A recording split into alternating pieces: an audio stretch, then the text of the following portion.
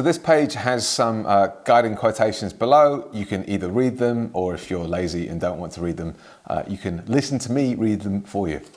For the fortunate among us, there is the temptation to follow the easy and familiar paths of personal ambition and financial success so grandly spread. But that is not the road that history has marked out for us. Like it or not, we live in times of danger and uncertainty.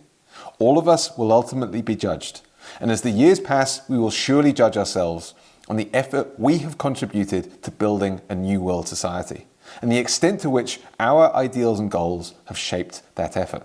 That was Robert Kennedy in 1966. Here's Graham Allison.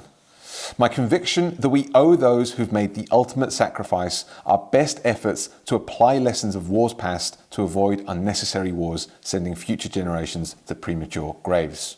The long peace the world has enjoyed since World War II is history's exception, not the rule. Here's Condoleezza Rice on Colin Powell. A comment I'll never forget from Colin Powell. There was a question of whether or not we should declare war with Afghanistan, whether or not we should give the Taliban an opportunity, 72 hours, to turn over Al-Qaeda, and there were those who said no, we should just attack. Colin Powell said, decent countries don't do that. And he did use Pearl Harbor as an example of an indecent attack, because it was not a declaration of war from Imperial Japan. Here's Professor Stephen Walt. It is worth remembering that some of Washington's greatest foreign policy achievements, the Marshall Plan, the Bretton Woods system, the Egyptian-Israeli peace treaty, and the peaceful reunification of Germany were diplomatic victories, not battlefield ones. There can be a place for intervention. Here's Neil Ferguson. Unfortunately, this is the way countries learn from history, patchily. So scarred is the nation by what has come to be perceived as failure in Iraq, and before that in Vietnam, that successful interventions have been forgotten. No one now recalls that it was the US that ended the ethnic cleansing of Bosnia and Kosovo, for example, and brought Slobodan Milosevic to justice. No one today discusses the invasion of Panama in 1989, which terminated the reign of a criminal despot who had much in common with Maduro, General Manuel Noriega. We are not pacifists. Holbrooke was sent to the Balkans to try to negotiate a peace. Here, you rarely see him at his best.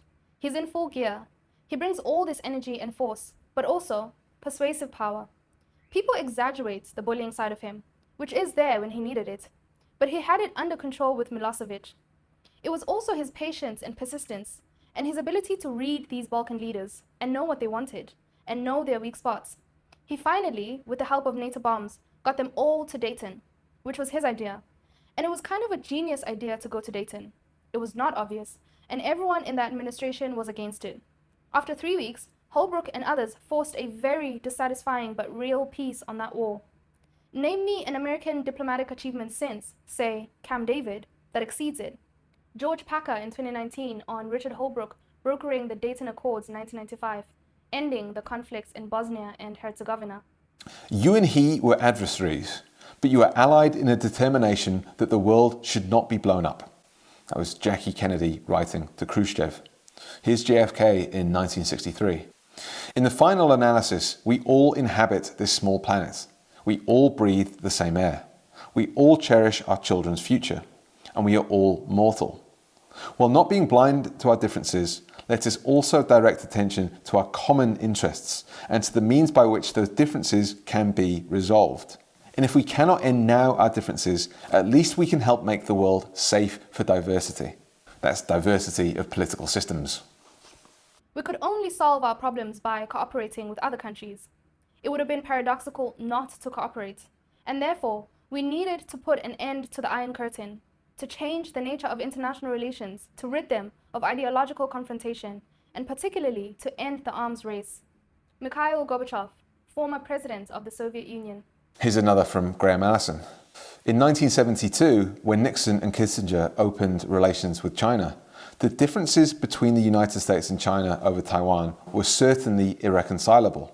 But statesmen demonstrated that irreconcilable did not mean unmanageable.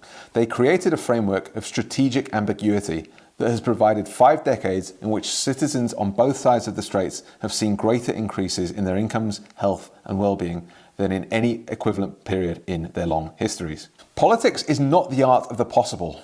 It consists in choosing between the disastrous and the unpalatable. That was J.K. Galbraith in a letter to JFK in 1962. Diplomacy is listening to what the other guy needs, preserving your own position, but listening to the other guy. You have to develop relationships with other people, so when the tough times come, you can work together. Colin Powell, the 65th US Secretary of State. Here's William Burns in 2019.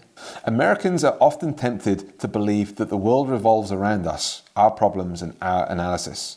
As I learned the hard way, other people and other societies have their own realities, which are not always hospitable to ours.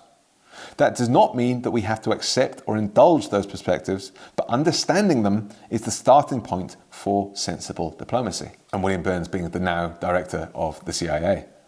Long an outspoken critic of US cultural ignorance of Asia, especially of Japan, which he felt was of central importance to the West, Edwin Reischauer produced scholarly works and conducted educational seminars that were directed at improving US cultural understanding of Japan. This failure to understand Asian affairs, he contended, led directly to US political failures in the area. Negotiations are a euphemism for capitulation if the shadow of power is not cast across the bargaining table. That's the late George Shultz. George Marshall summoned George Kennan, the diplomat whose telegrams from Moscow he had read over the past year. Marshall wanted Kennan to head up a new State Department strategy outfit, the policy planning staff, and make European assistance its first task. When Kennan received the charge and requested instructions, Marshall offered just one: avoid trivia.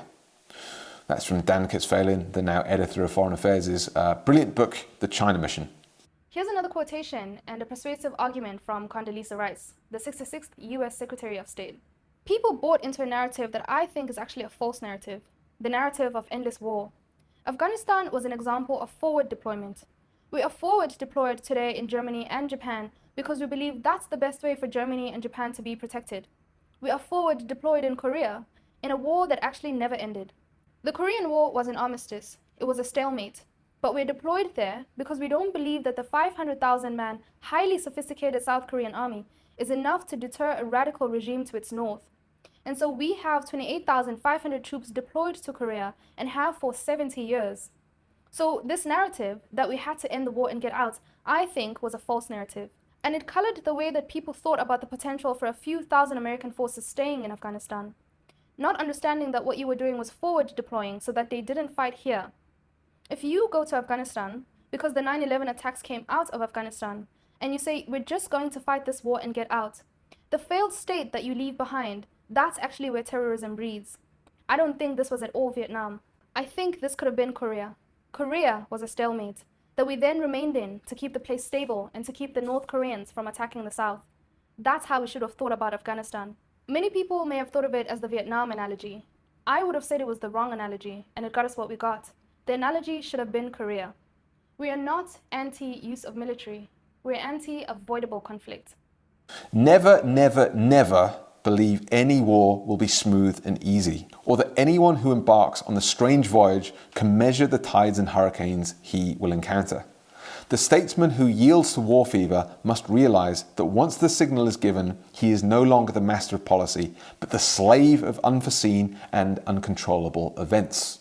That's Winston Churchill. So others may live.